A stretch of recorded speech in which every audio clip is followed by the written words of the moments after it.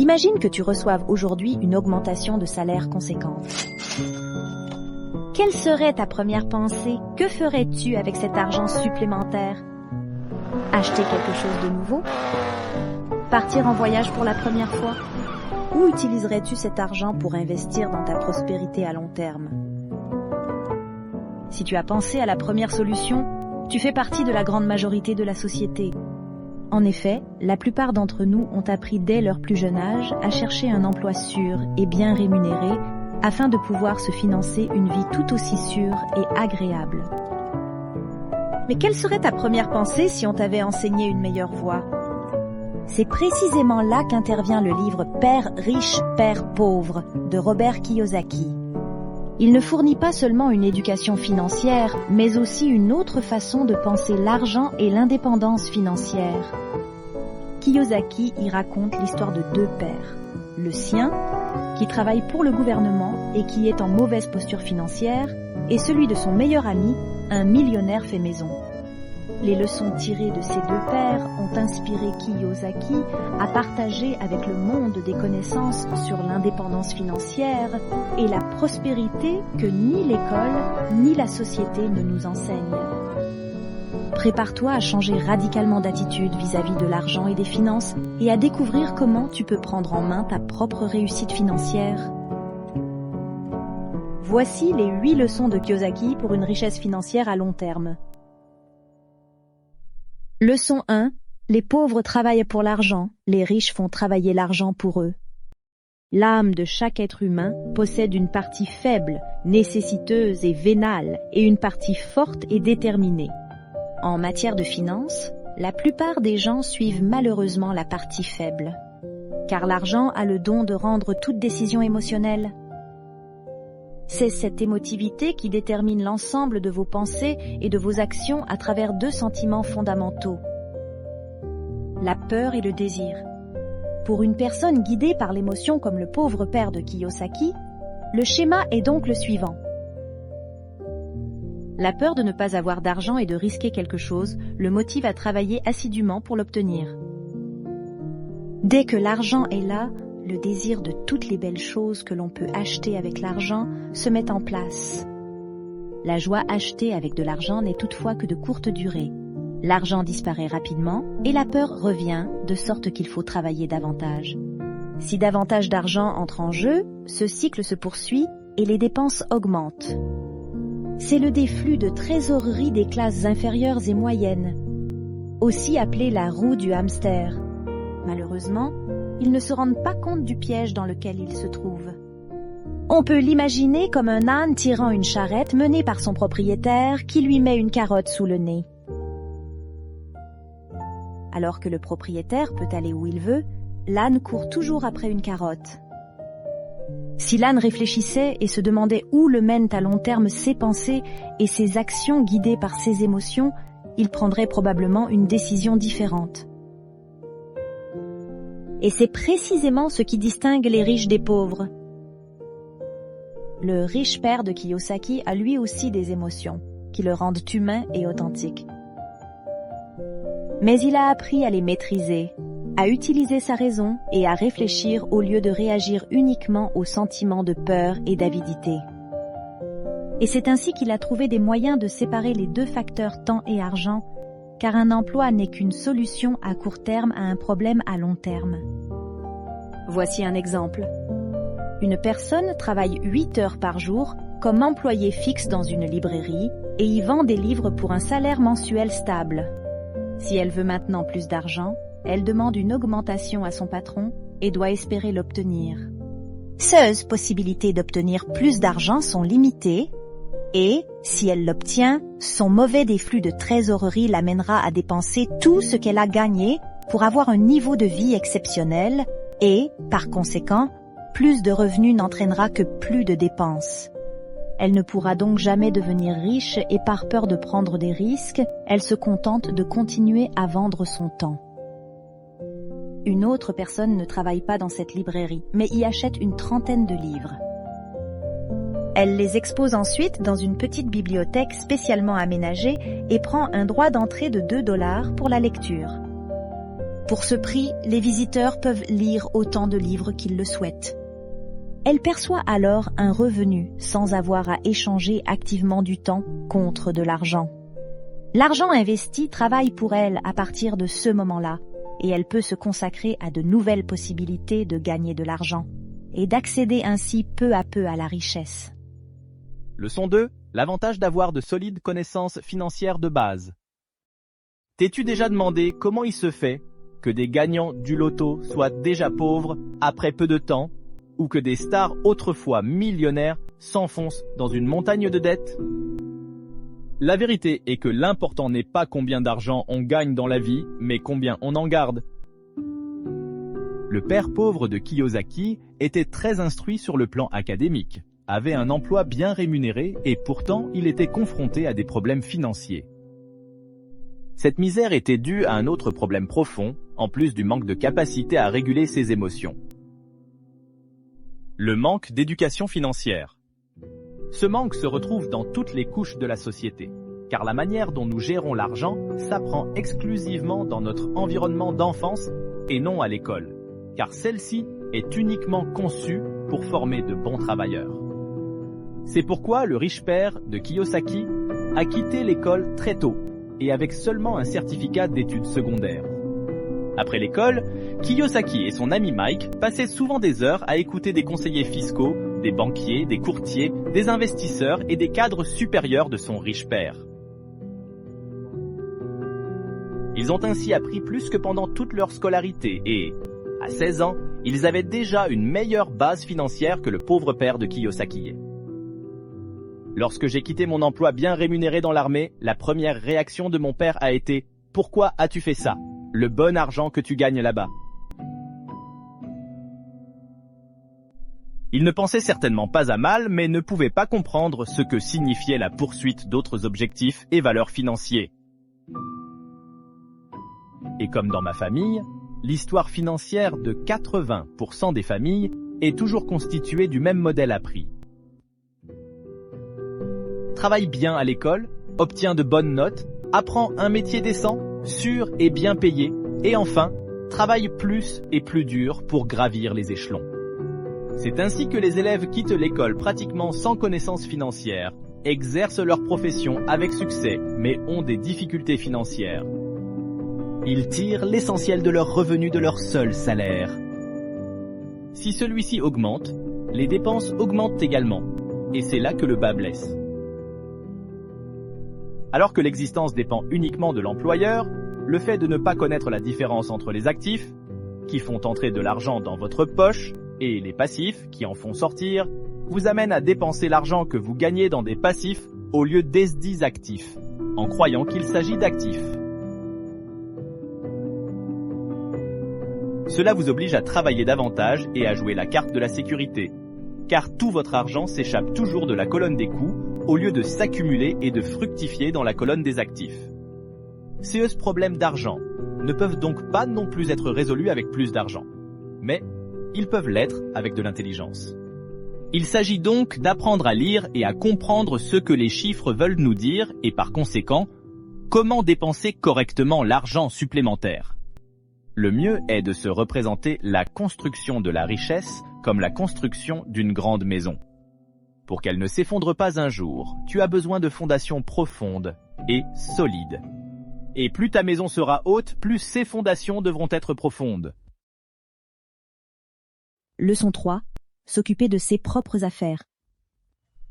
Nous le connaissons tous et presque tout le monde y est certainement déjà allé au moins une fois. Il s'agit du célèbre géant de la restauration rapide McDonald's. Mais savais-tu que la véritable activité du fondateur de McDonald's n'était pas la vente de burgers sans franchise? En fait, il était actif dans le secteur immobilier. Il a su développer une activité en plus de son métier en louant des biens immobiliers situés à des carrefours stratégiques qui lui rapportaient donc un revenu passif important. S'il s'était concentré exclusivement sur sa profession, il n'aurait pu obtenir plus de capital qu'en travaillant plus. Le problème avec le simple fait de travailler plus, c'est qu'en grande partie, on ne tire aucun bénéfice direct de l'augmentation des efforts. L'effort quotidien profite à la prospérité à long terme de l'employeur, un tiers de l'année à l'État par le biais des impôts et, enfin, à la banque en cas d'accumulation de dettes. On perd ainsi du temps, alors que ces efforts auraient pu être consacrés à la constitution d'autres actifs que ceux issus de son propre travail physique. On perd un capital supplémentaire qui aurait pu être investi au lieu des frais d'entretien liés à l'obligation et on perd une éducation financière puisque l'expérience d'investissement n'est pas acquise. En outre, il faut conserver son emploi en toutes circonstances car on dépend de son salaire comme seul revenu. Pour que cela soit plus clair pour toi, pose-toi la question suivante. Si j'arrêtais de travailler aujourd'hui, combien de temps pourrais-je survivre ? Pendant ce temps, les riches ont trouvé un moyen de protéger leur patrimoine grâce à leurs connaissances financières, en utilisant les formes juridiques d'une entreprise et en y plaçant leur argent. Par conséquent, si tu veux devenir financièrement indépendant, commence à tirer un bénéfice direct de tes efforts accrus en t'occupant de tes propres affaires et en investissant dans des actifs qui t'intéressent vraiment, comme l'immobilier ou les actions, et non dans des objets à usage personnel comme des voitures neuves ou des clubs de golf qui perdent rapidement de la valeur. Une fois que l'argent arrive dans ta colonne des actifs, il devient ton employé et t'aide d'abord à couvrir tes dépenses et ensuite à faire croître rapidement le surplus en le réinvestissant. Leçon 4. L'histoire des impôts et le pouvoir des entreprises. Dans notre société actuelle, les impôts sont un élément important dont on ne peut plus se passer. Pourtant, il n'en a pas toujours été ainsi. Autrefois, les impôts n'étaient prélevés que de manière transitoire, par exemple pour financer les guerres. L'introduction d'impôts permanents n'a été possible à l'origine que parce que la masse des gens croyait autrefois en une théorie économique inspirée de la pensée du héros de légende Robin des Bois, selon laquelle il fallait prendre aux riches pour donner à tous les autres. La vérité d'aujourd'hui est cependant que les riches ne paient guère d'impôts, mais que c'est la classe moyenne, à commencer par la classe moyenne éduquée, qui en paie. Comment cela s'accorde-t-il ? Eh bien, le projet initial qui consistait à verser l'argent des impôts des riches dans un pot commun de l'État et à le redistribuer à partir de là, présentait un gros problème. Il n'y a pratiquement pas de retour. La tâche des bureaucrates d'État, comme le pauvre père de Kiyosaki, est d'éviter un surplus d'argent, au risque de perdre de l'argent dans le nouveau budget. Il en résulte une augmentation des dépenses publiques, si bien qu'à un moment donné, il a été décidé de taxer d'autres catégories de revenus, y compris les personnes qui avaient initialement accepté cette idée. Aujourd'hui, la plupart des gens travaillent en moyenne 5 mois par an pour l'État. Plus vous gagnez d'argent, plus vos impôts augmentent. Derweil haben die Reichen durch ihre finanziellen Kenntnisse einen Ausweg gefunden, ihr Vermögen zu schützen, indem sie von den Rechtsformen eines Unternehmens Gebrauch machen und ihr Geld dort anlegen. Cela vous permet de réduire vos dépenses fiscales et de déduire de nombreuses dépenses de vos impôts. Plus les connaissances financières sont importantes, plus les échappatoires fiscales sont utilisés via l'entreprise. Le géant de l'Internet Amazon en est un bon exemple. En l'an 2018, l'entreprise a réalisé 11 milliards de dollars de bénéfices, mais elle n'a pas payé un seul centime d'impôt. Certaines entreprises vont même jusqu'à utiliser l'influence politique pour obtenir des avantages fiscaux. C'est donc une leçon sur le pouvoir. Si vous êtes au courant des lois et du fonctionnement du système, vous pouvez faire travailler votre argent pour vous et garder le pouvoir. Leçon 5. Les riches inventent l'argent. Il faut bien avouer que le mot pouvoir a une connotation assez négative dans notre société actuelle. Pourtant, le pouvoir au sens propre du terme ne définit que l'étendue des possibilités d'action d'une personne. Si tu penses maintenant qu'il n'y a aucune possibilité d'action financière sans les conditions nécessaires, alors cette leçon est peut-être la plus importante pour toi. C'est comme si tu attendais que tous les feux de signalisation soient au vert sur les 10 premiers kilomètres avant d'entamer ton voyage. Pourtant, chaque personne dispose d'un potentiel incroyable. Les seuls grands adversaires de ce pouvoir de création personnelle sont le manque de confiance en soi, la peur exagérée et le doute de soi.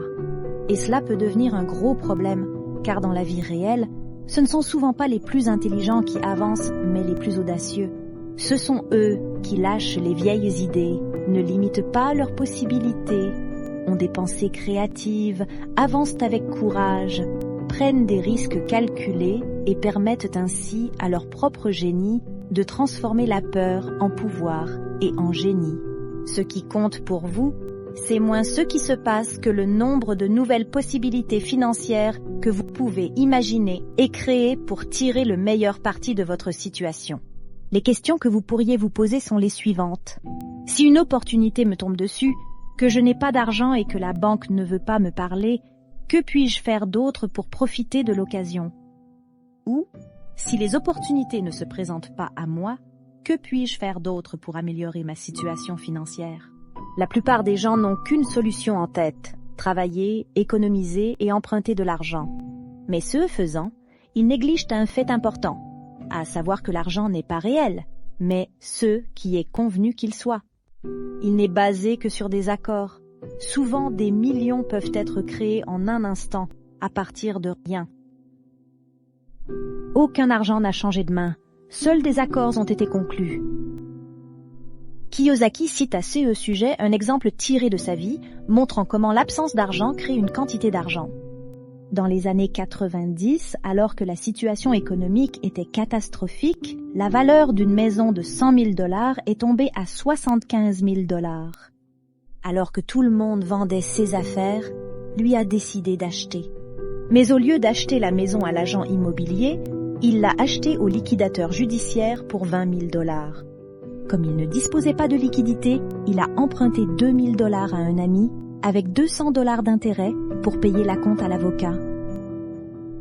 Il a ensuite vendu la maison par annonce dans un journal pour 60 000 $ sans acompte et avec des frais de dossier de 2 500 $. Enfin, il a remboursé à son ami les 2 000 $ plus les 200 $ d'intérêt et en 5 heures de travail environ, il avait réalisé un bénéfice de 40 000 $ qui, sous la forme d'une reconnaissance de dette de l'acheteur avec intérêt, faisait désormais partie de son patrimoine et générait des revenus annuels. Avec de l'audace, il est donc possible d'inventer et de créer de l'argent, et si tu veux devenir riche, tu devrais toujours te rappeler que tu peux toujours entreprendre ton voyage vers la richesse, quel que soit le sens des aiguilles d'une montre. Leçon 6. Travailler pour apprendre, pas pour l'argent. As-tu déjà réfléchi au fait que la plus grande valeur d'un travail peut résider dans ce que tu y apprends? Supposons qu'il y ait 2 hommes, Louis et Lucas. Depuis qu'il est petit, Louis adore écrire des œuvres littéraires et rêve d'une vie de riche auteur de best-sellers. Il s'est mis à son compte très tôt dans le métier de ses rêves en tant qu'auteur et a depuis écrit d'innombrables livres, mais ceux-ci ne trouvent malheureusement que peu d'acheteurs. Lucas, quant à lui, a travaillé pendant des années pour une agence de marketing et ne s'est mis à son compte que récemment en tant qu'auteur. Il a réussi à devenir un riche auteur de best-sellers en très peu de temps. Comment se fait-il que Lucas ait plus de succès que Louis alors qu'il n'est auteur que depuis peu? La vérité est que Lucas n'a pas réussi bien qu'il ait travaillé ailleurs auparavant, mais justement grâce à cela. Lucas a compris qu'il ne suffit pas d'apprendre à écrire. Il faut aussi apprendre à vendre correctement ses œuvres.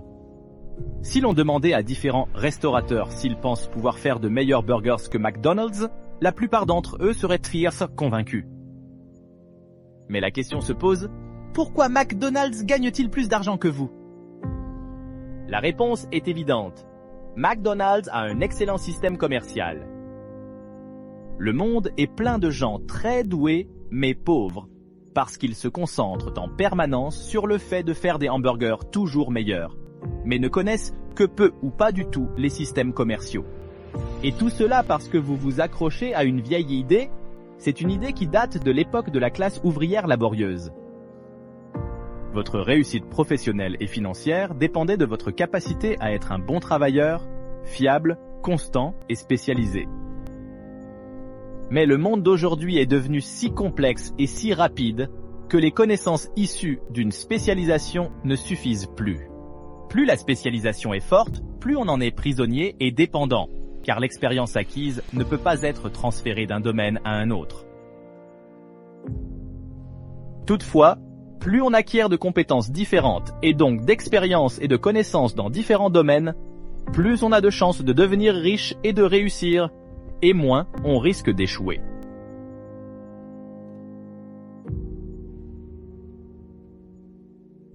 Elon Musk en est un exemple. Il a appris à programmer quand il était enfant et a ensuite utilisé ses connaissances pour fonder un service de paiement en ligne.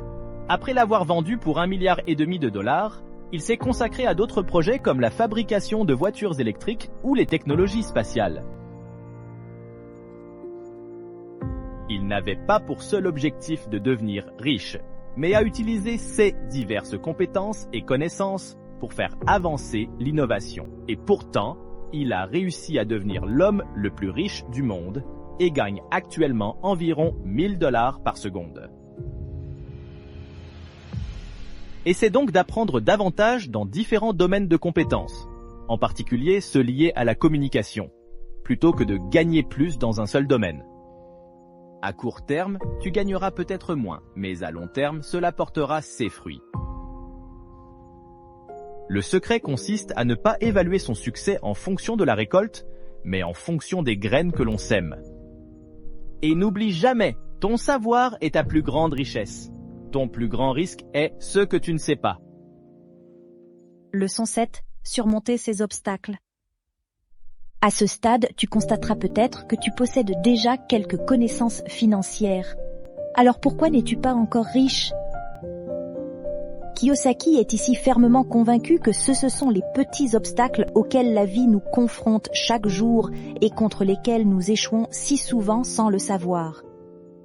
5 raisons pour lesquelles les personnes financièrement éduquées ne parviennent pas à s'enrichir sont la peur, la paresse et les mauvaises habitudes, ainsi que le cynisme et l'arrogance. La manière dont nous gérons ces obstacles détermine en fin de compte si nous pouvons utiliser nos connaissances de manière optimale. La mauvaise gestion de la peur est à cet égard le principal moteur de l'échec personnel.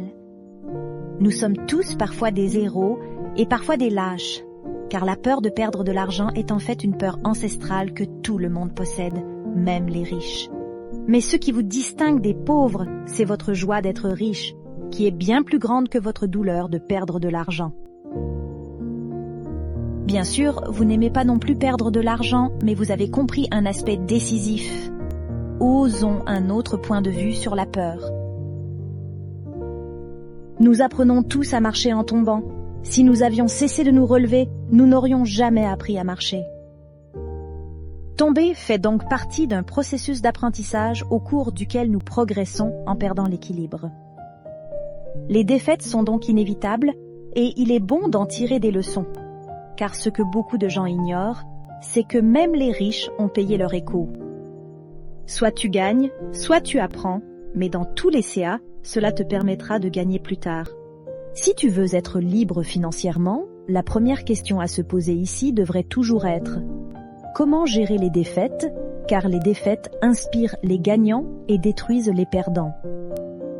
Un autre problème est celui de nos mauvaises habitudes, à commencer par notre paresse. En nous occupant constamment de tout, sauf de ce qui nous permettrait d'avancer. Un peu de cupidité peut y remédier, car ce qui motive l'homme depuis toujours, c'est le désir d'une vie meilleure. Mais attention, l'esprit paresseux tentera rapidement de défendre son point de vue et jugera la cupidité comme quelque chose de fondamentalement négatif. Ce faisant, nous avons tous tendance à exiger d'avoir le meilleur de ce que la vie nous offre, mais nous le classons en même temps comme négatif et inapproprié, éveillant ainsi en nous un sentiment d'impuissance. Ainsi, la prochaine fois que tu devras décider d'investir dans ton avenir ou de partir en vacances, pose-toi des questions stimulantes telles que « Qu'est-ce que cela m'apporte si ?» ou « À quoi ressemblerait ma vie si ?» ou au lieu de « Je ne peux pas me le permettre », demande-toi « Comment puis-je me le permettre ?» En outre, il n'y a pas de mal à ce que tu penses d'abord à toi et que tu te paies d'abord. Tu verras que ton esprit commencera rapidement à chercher des solutions pour trouver d'autres sources de revenus. Enfin, nous devrions nous demander de temps en temps si nos peurs et nos doutes ne ferment pas souvent notre esprit et nos yeux. Il est vrai que nos doutes peuvent parfois nous paralyser. Pour nous sentir à nouveau puissants, notre cerveau a donc imaginé une astuce, le cynisme et l'arrogance. Au lieu d'analyser la situation, le critique intérieur et l'omniscient se réveillent en nous avec toutes leurs réserves et posent des questions telles que « Si ton idée est si bonne, pourquoi personne d'autre n'y a pensé ?» ou « Qu'est-ce qui te fait croire que tu pourrais y arriver ?» Nous nous fions aussi trop souvent aux rumeurs et aux discours pessimistes qui renforcent nos propres doutes. Ainsi, nous évitons certes ceux que nous ne voulons pas et nous nous sentons à nouveau puissants, mais nous en payons le prix fort. Leçon 8. Les premiers pas. Tout début est difficile. Nous le pensons aussi. C'est pourquoi nous te montrons les premières étapes que tu peux entreprendre pour être libre financièrement à l'avenir. Premièrement, trouve une motivation forte. Prends conscience des raisons pour lesquelles tu veux être riche. S'agit-il de désirs tels que la liberté, l'indépendance, le contrôle ou d'aversion? Deuxièmement, acquérir une éducation financière. Commence par apprendre les 4 piliers de l'éducation financière, à savoir la connaissance des différentes stratégies d'investissement, la connaissance du fonctionnement des marchés, comme l'offre et la demande, la connaissance des règles légales comme la comptabilité et les systèmes fiscaux, et la capacité à lire et à interpréter les chiffres et à comprendre la différence entre les actifs et passifs. Troisièmement, travailler pour apprendre. Au lieu de travailler uniquement pour l'argent, réfléchis bien aux compétences que tu souhaites acquérir dans ton travail et qui pourront t'aider à gagner plus d'argent à l'avenir. N'oublie pas que de nos jours, les connaissances sont vite dépassées. N'hésite donc pas à exercer les activités les plus diverses et à y apprendre. Quatrièmement, commence à investir. Commence à investir dans une classe d'actifs qui t'intéresse vraiment, sinon tu ne t'en occuperas pas. Tu n'as pas besoin d'avoir beaucoup d'argent pour investir. Tu peux commencer petit et monter en puissance à partir de là. L'objectif devrait être de construire des actifs et de minimiser les passifs. Dès que la colonne des actifs dépasse la colonne des coûts et que tu maintiens les dettes à un niveau inférieur au des flux de trésorerie des actifs, tu deviens automatiquement de plus en plus riche. Cinquièmement, surmonte la peur. Apprends à être prêt à prendre des risques calculés et à supporter la pression financière. N'oublie pas que plus tu as d'éducation financière, plus le risque et la pression diminuent, et que plus le surplus de la colonne des actifs est élevé, plus il est possible de faire des investissements spéculatifs et risqués qui promettent des bénéfices élevés. Sixièmement, être ouvert aux possibilités, sois toujours à l'affût de nouvelles opportunités. Il peut s'agir d'une idée d'entreprise, d'une opportunité d'investissement ou d'une possibilité d'apprendre une nouvelle compétence.